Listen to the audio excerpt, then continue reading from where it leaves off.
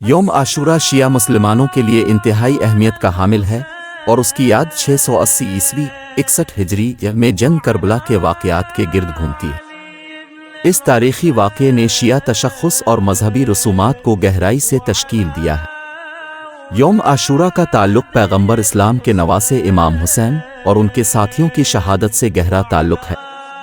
آئیے شیعہ مسلمانوں کے نقطہ نظر سے یوم عاشورہ کی تفصیلات کا جائزہ لیتے ہیں، مشہور کتابوں سے اخذ کرتے ہیں اور اس کی بے پناہ اہمیت کا جائزہ لیتے ہیں۔ شیعہ مسلمانوں کے لیے عاشورہ کی اہمیت کو سمجھنے کے لیے ہمیں پہلے تاریخی تناظر کو سمجھنا چاہیے۔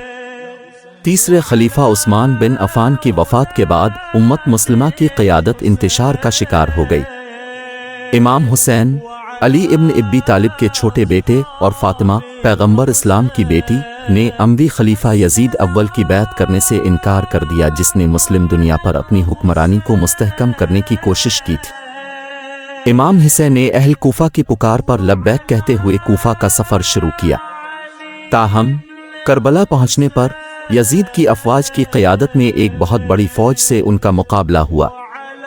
بے شمار تعداد میں ہونے اور محاصرے کی وجہ سے شدید پیاس اور بھوک کا سامنا کرنے کے باوجود امام حسین اور ان کے پیروکاروں نے ظالم قوتوں کے سامنے سر تسلیم خم کرنے سے انکار کر دیا۔ 10 محرم کے دن، جسے عاشورہ کہا جاتا ہے، ایک شدید جنگ ہوئی۔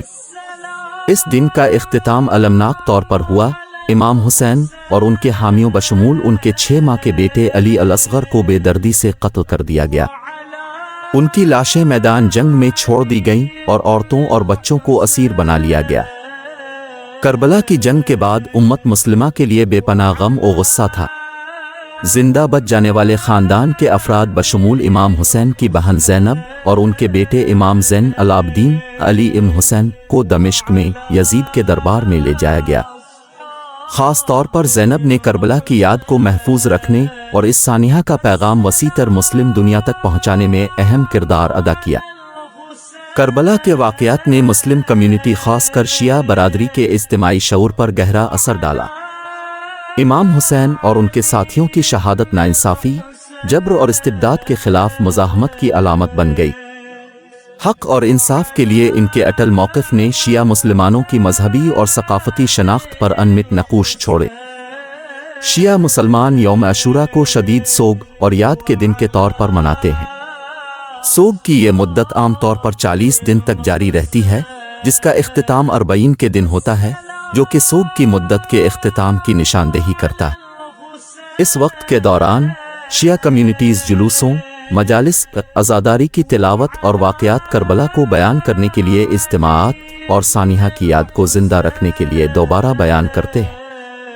کربلا کے المناک واقعات اور امام حسین کی شہادت کو پوری تاریخ میں علماء اور مورخین کی طرف سے لکھی گئی مختلف کتابوں اور حکایات میں بڑے پیمانے پر دستاویزی کیا گیا ہے۔ کچھ مشہور کتابوں میں شامل ہیں مقتل الحسین، عباسی خلافت کا عروج، اتحاد و یکجہتی، کتاب الارشاد۔ آخر میں، یوم عاشور شیعہ مسلمانوں اور تمام مسلم کمیونٹیز کے لیے بہت زیادہ اہمیت کا حامل ہے، کیونکہ یہ کربلا کی جنگ میں امام حسین اور ان کے ساتھیوں کی شہادت کی یاد مناتا ہے۔